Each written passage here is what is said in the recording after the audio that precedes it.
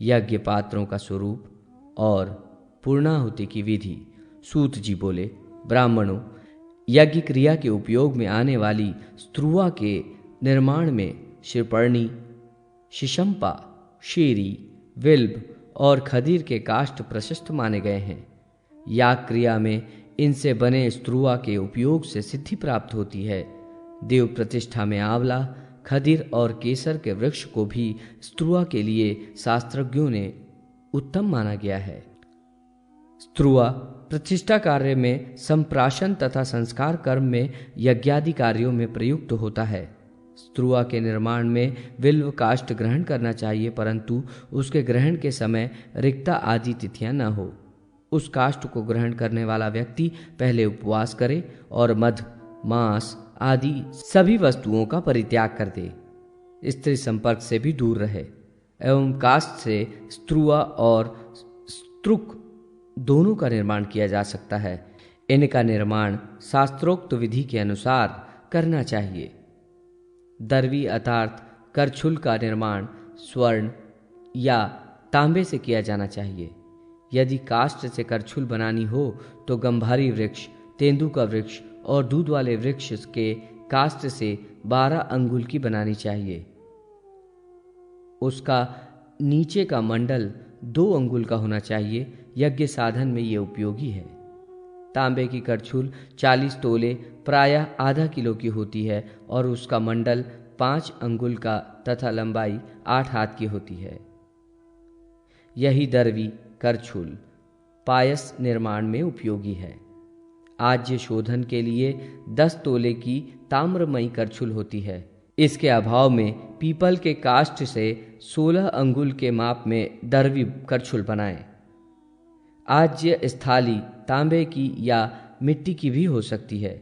सूत जी बोले, ब्राह्मणों, अब मैं पूर्णाहुति की विधि बतला रहा हूँ। इसके अनुष्ठान में यज्ञ पूर्ण होता है, अतएव पूर्णाहुति विधि पूर्वक करनी चाहिए। पूर्णाहुति के बाद यज्ञ में अवाहित किए गए देवताओं को अर्घ्य देना चाहिए। यदि यज्ञ अपूर्ण रहे तो यजमान श्रीविहीन हो जाता है और यज्ञ पूर्ण लाभप्रद नहीं होता। स्त्रुआ में चरु रखकर भगवान सूर्य को अर्घ्य देना चाहिए। यज्ञ संपन्न हो जाने पर ब्राह्मणों को भोजन कराना चाहिए। तदनंतर यजमान घर में प्रवेश कर कुल देवताओं की प्रार्थना करे। प्रतिष्ठा याग में पूर्णाहुति के समय सप्ततेः देहि मे पूर्णादेहि पनन्तु इन मंत्रों का पाठ करें तथा नित्य नैमित्तिक याग में पनन्तु, पूर्णादेर्वी, सप्तते तथा देहि में का पाठ करें। विद्वानों को इनमें अपने कुल परंपरा का भी विचार करना चाहिए। पूर्णाहुति खड़ा होकर संपन्न करना चाहिए, बैठकर नहीं। ग्रह होम तथा शत होम में 1 पूर्णाहुति देनी चाहिए।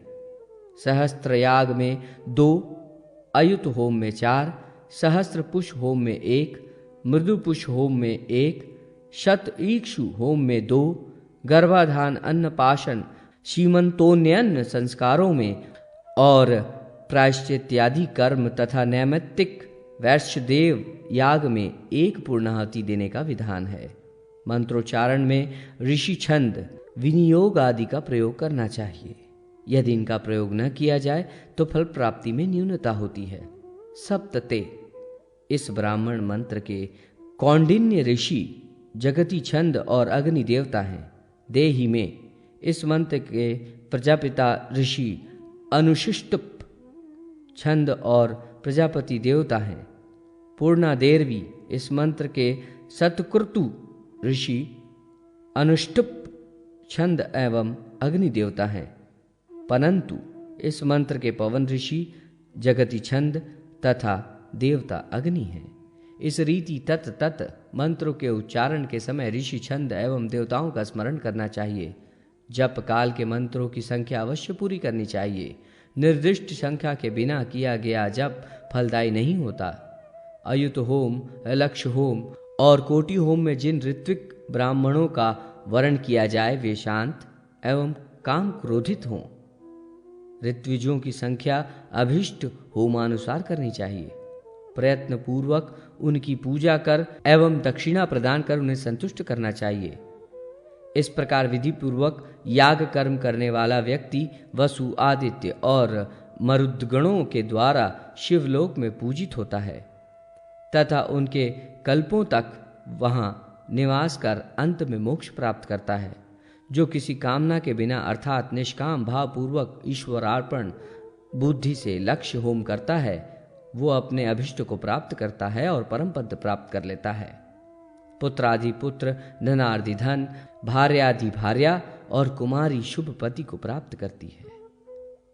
राज्य भ्रष्ट राज्य तथा लक्ष्मी की कामना करने वाला व्यक्ति अतुल ऐश्वर्य प्राप्त करता है। जो व्यक्ति निष्काम भाव पूर्वक कोटि होम करता है वो परब्रह्म को प्राप्त हो जाता है। ब्रह्मा ने स्वयं बतलाया है कि कोटि होम लक्ष्य होम से 100 गुना श्रेष्ठ है। ऋत्विज ब्राह्मणों के अभाव में आचार्य भी होता बन सकता है। आसनों में कुशासन प्रशस्त माना गया है।